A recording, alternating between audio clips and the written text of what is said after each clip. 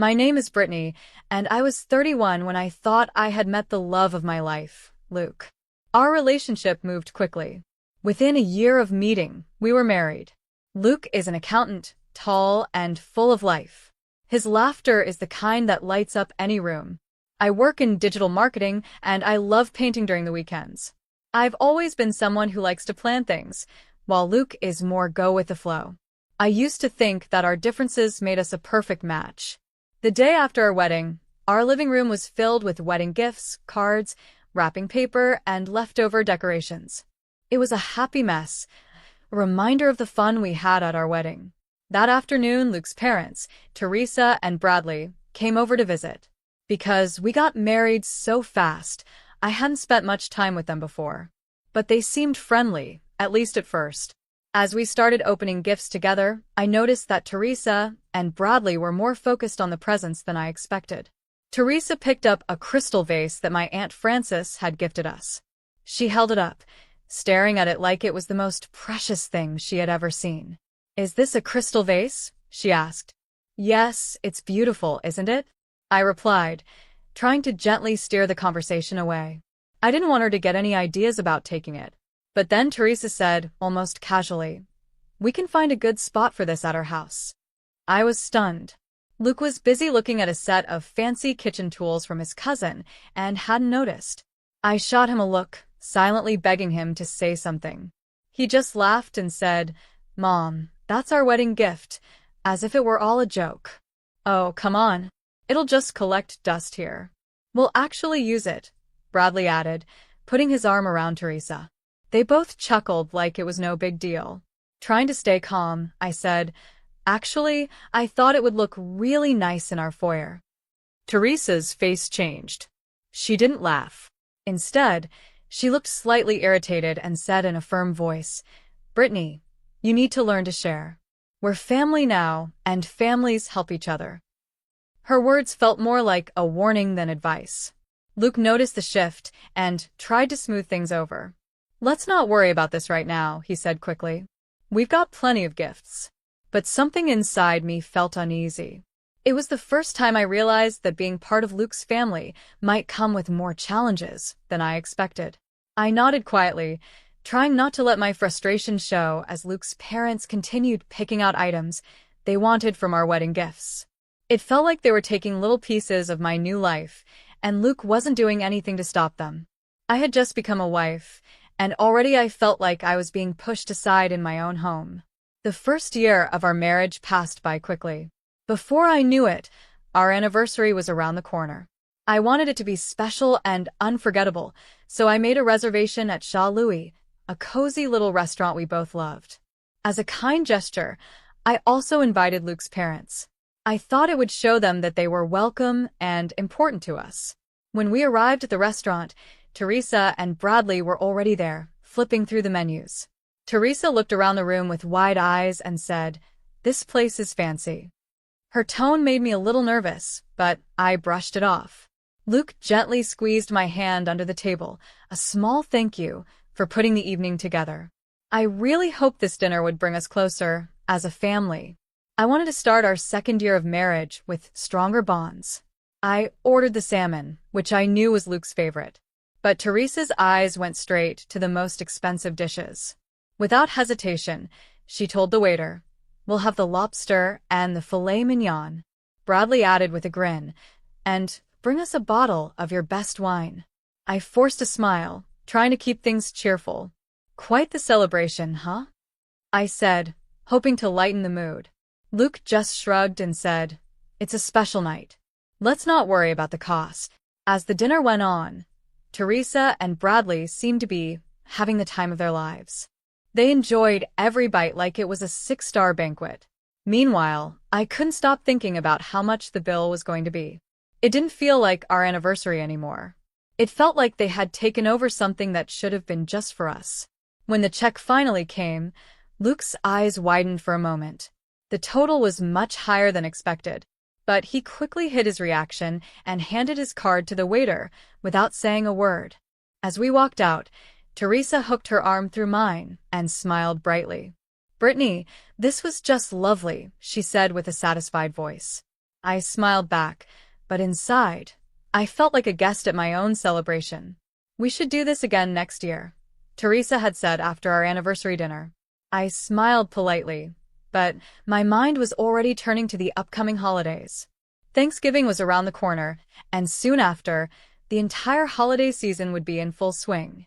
Luke and I had started decorating our home. We mixed warm autumn colors with a few early Christmas touches. It made our place feel cozy and inviting. One evening, while we were hanging lights around the living room windows, Luke's phone buzzed. He looked at the screen and laughed. "My parents are already ahead of us," he said. "They just sent their Christmas wish list." Wish list? I asked, surprised. "Yeah, they send one every year. It makes shopping easier," he replied, handing me his phone. I scrolled through the list, my eyebrows raising with each item. It wasn't a simple list. It was full of expensive electronics, designer clothes, and luxury items. It felt less like a wish list and more like a catalog order. "They can't be serious," I said, stunned. Luke shrugged as he took the phone back. "They like the good stuff. What can I say?" I didn't know how to respond. A tight feeling grew in my chest. I had been saving up to surprise Luke with a special watch he had admired for months. But now, the joy of gift-giving started to fade. It seemed like the holidays had become more about expensive presents than celebrating the love and moments that mattered most. When it was time for us to write our own holiday wish list, I joked, maybe we should just ask for donations to a charity in our name. Luke chuckled and said, "Good one. But seriously, you need a new laptop, right?" As Christmas got closer, I chose a thoughtful but practical gift for Teresa and Bradley, a high-quality coffee maker. It was nice, but not over the top. On Christmas morning, they handed me a small box. Inside was a set of scented candles. They smelled great, and I smiled, but the difference between what we gave and what we got was clear. Luke, on the other hand, looked thrilled with the high-tech drone they had given him. No one said anything, but the message was obvious. We were expected to give big, and in return, accept simple gestures. It didn't feel fair, but I kept my thoughts to myself. Bringing it up only caused tension, and I didn't want to ruin the holidays. So I stayed quiet.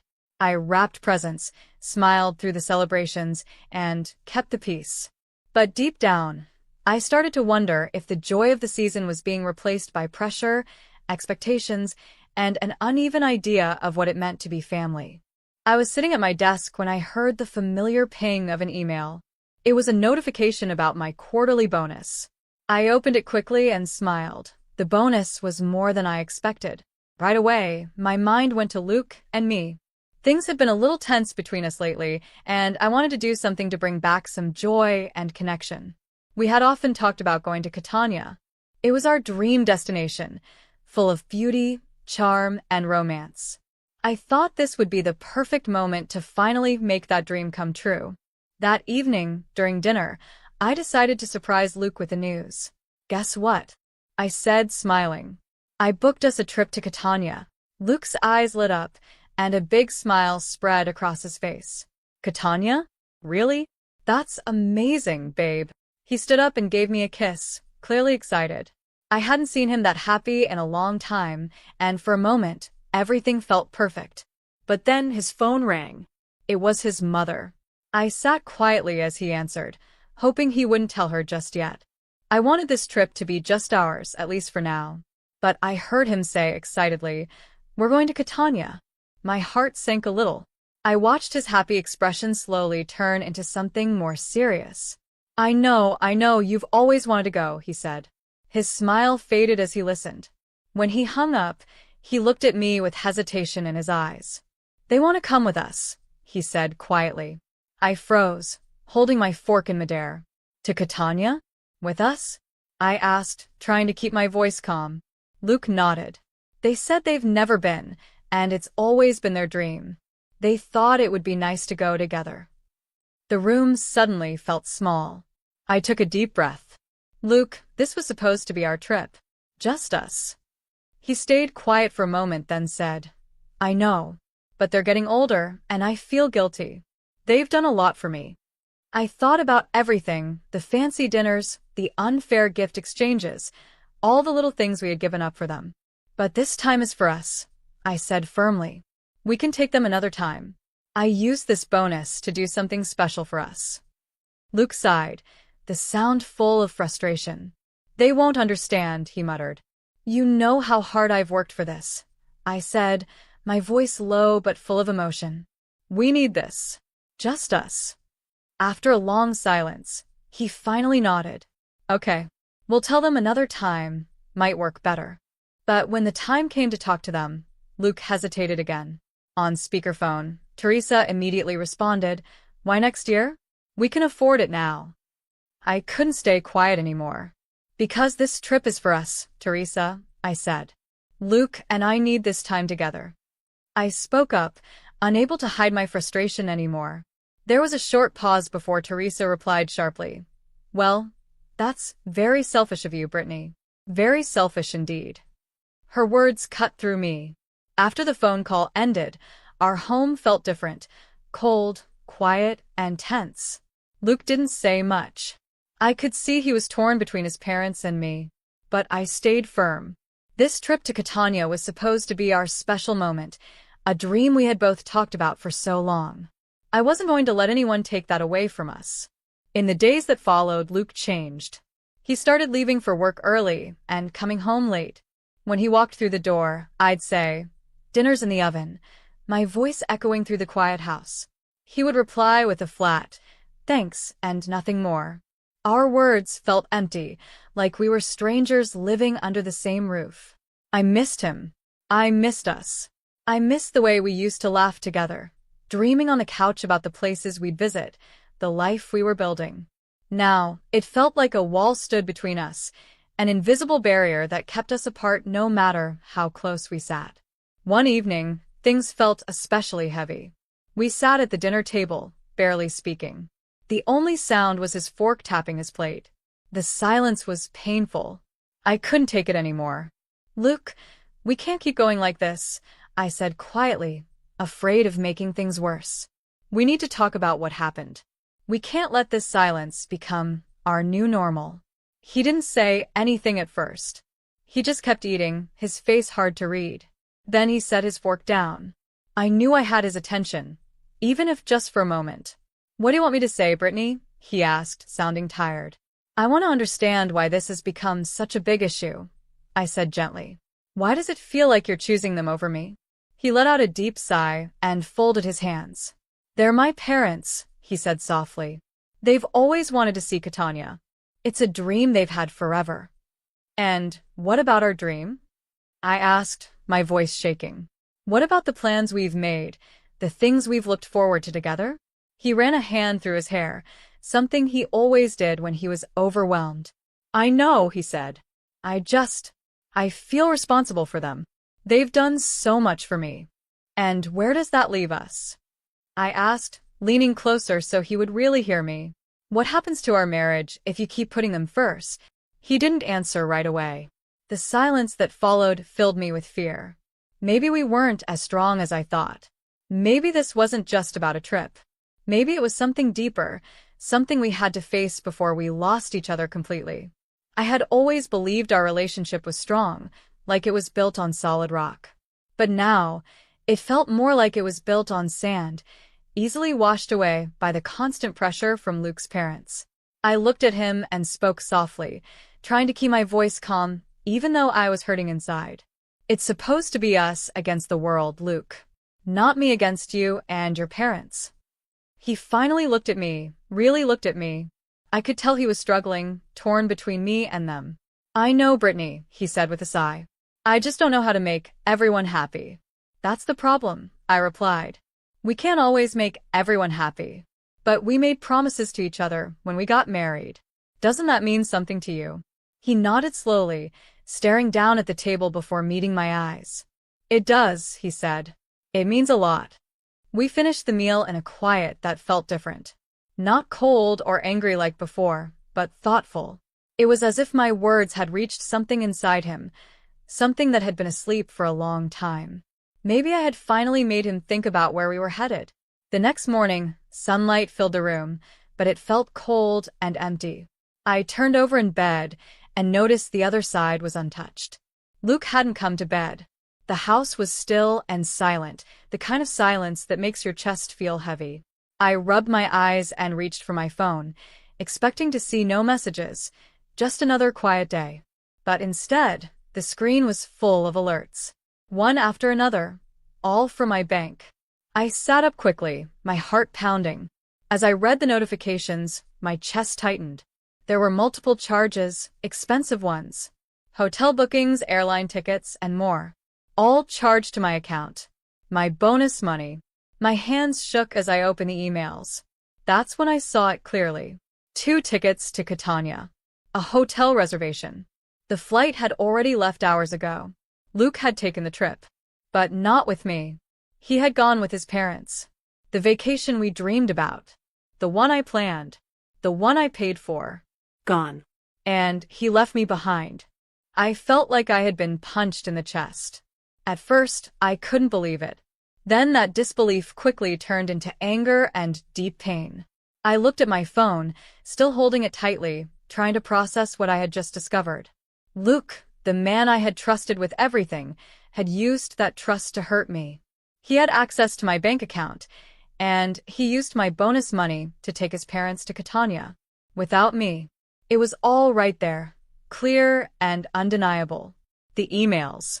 The bank charges, the hotel bookings, the flight, all proof of what he had done behind my back. My heart was racing, and my mind couldn't stop spinning. Luke was supposed to be the one person I could always count on. Now he felt like a stranger. With shaky hands, I dialed his number. I knew he wouldn't answer, especially with the time difference, and especially after our last argument. Still, I had to try. When his voicemail came on, sounding far too cheerful, I left a message. Luke, I saw the charges. You took your parents to Catania using my bonus. I don't even know what to say. I just hope it was worth it. I really do. When I ended the call, the house felt colder. The silence was louder than ever. It felt like the walls were closing in on me, full of all the words I had said, and all the ones I would never get the chance to say. I sat at the kitchen table alone. But inside, I was full of emotions, hurt, sadness, and a slow-growing strength. With a steady hand, I started canceling everything.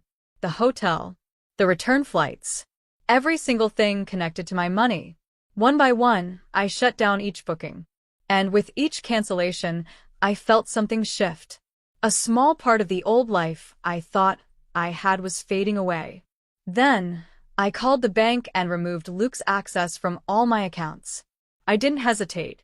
Each step I took made me feel both scared and free. The man I had married, the family I had tried so hard to be part of, they weren't mine anymore. They had taken my kindness and used it for themselves. I started packing. Every shirt, every sweater, every memory went into a bag. I was done pretending this could be fixed. No sorry could undo what he had done. Luke had made his choice.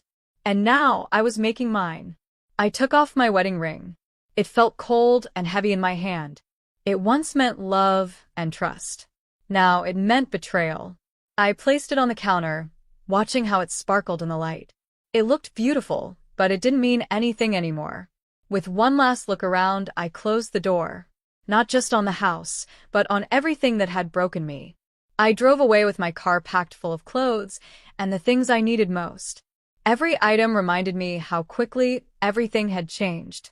My heart was heavy, but I knew I was doing the right thing. As I drove, my phone started buzzing with messages. One was from Luke.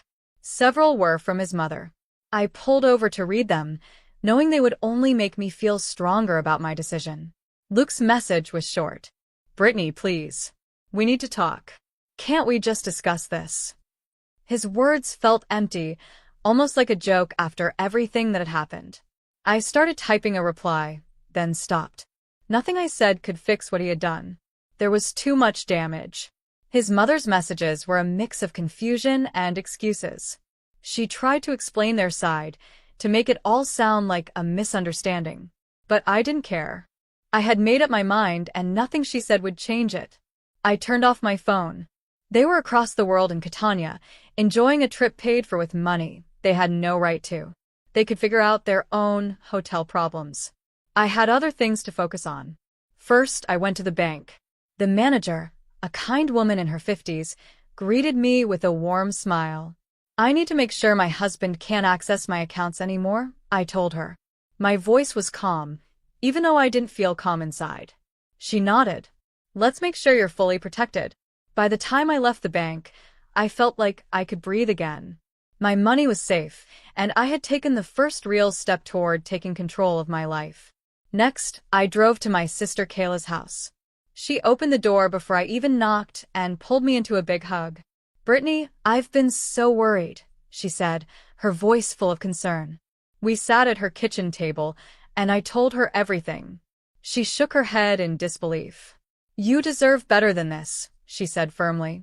I know, I replied, feeling the truth of it. That's why I'm not going back. I've canceled everything. I left the house. I'm done.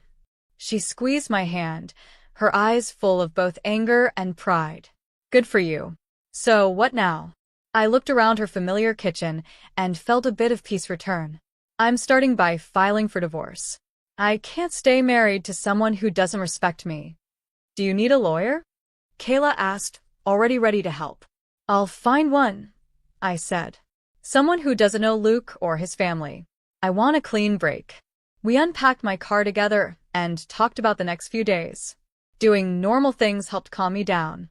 Later, standing in her kitchen with a warm cup of coffee, my phone buzzed again. It was another message from Luke. Brittany, we need to talk. I'm sorry, but I was already moving forward. I miss you, and I think we can fix this, Luke wrote. I sighed. He had said, I'm sorry so many times that the words now felt weak, like an old blanket full of holes. Not this time, Luke, I whispered to myself as I typed my reply. I kept it short and clear. There's nothing left to talk about. Please respect my decision. After I sent the message, everything went quiet. But the silence didn't change how I felt. I was done. That decision was tested just a few days later. Luke's parents showed up at my sister's house. Their faces were filled with anger. Before Kayla or I could react, they pushed past the front door. You've got some nerve, Brittany, his mother shouted. You ruined our family trip. You're nothing but greedy and selfish. Before I could speak, Kayla stepped in front of me. She stood tall, her voice calm but firm. That's enough, she said. You don't get to come into my house and insult my sister. Things got louder fast. The shouting drew attention. Neighbors peeked out of their windows, watching the scene unfold. The fight was intense, but Kayla didn't back down and neither did I. This wasn't just an argument. It was the final moment that showed me I was right to leave. I had no doubts anymore. I didn't belong in their world, and they had no place in mine. When things got out of hand, Kayla stepped forward and said, If you don't leave now, I'll call the police. That finally made them turn around and leave. But even after they were gone, the air in the house felt heavy. Still, underneath all the stress, I felt something strong growing inside me. I knew for sure I was done. Filing for divorce felt cold and slow, like walking through a long hallway with no color. I sat through meetings, signed paper after paper, and listened to lawyers talk about property and accounts. Every time I signed a document, it felt like I was cutting a rope that had tied me to someone who didn't deserve me. When it was all over, I stepped out of the courthouse. The sun was shining, and a soft breeze blew through my hair. Kayla was waiting for me with open arms. She pulled me into a hug. You did it, Brittany, she said with pride in her voice. Yes, I whispered back. I really did. I had stood up to people who tried to control me. I had broken free from lies and manipulation. And now I was finally free to start over on my own terms. I walked away from the courthouse without looking back. That part of my life was over. It no longer had any power over me. Luke kept sending messages for a while. First, he apologized. Then he begged. Later, he got angry. But I didn't open any of them. I didn't need to. I was moving forward, and those messages were part of a past I had left behind. I found a small apartment to rent. It wasn't fancy, but it was bright and full of sunlight. I filled it with green plants, put books on the shelves, and began creating new, happy memories. For the first time in a long time, this space felt like mine. Peaceful. Safe. I also signed up for some classes, something I had wanted to do for years but kept putting off. Learning new things reminded me of who I was before all the chaos. I was excited again, not just about the classes, but about life. One quiet evening, I sat on my little balcony with a warm cup of tea in my hands. The breeze was soft, and everything felt calm. As I looked at the sunset, I opened my phone and deleted Luke's number. It was just a small act, but it meant a lot to me. It was my way of saying, I'm done. In that moment, I felt truly free. Free to heal from what hurt me. Free to grow into someone stronger. And most of all, free to be myself without guilt, without fear, and without anyone holding me back. Every day, I felt a little more confident, a little more at peace. I was no longer tied to the past. I was creating a new life, one full of choices that were mine alone. And I was finally ready to see where that life would take me.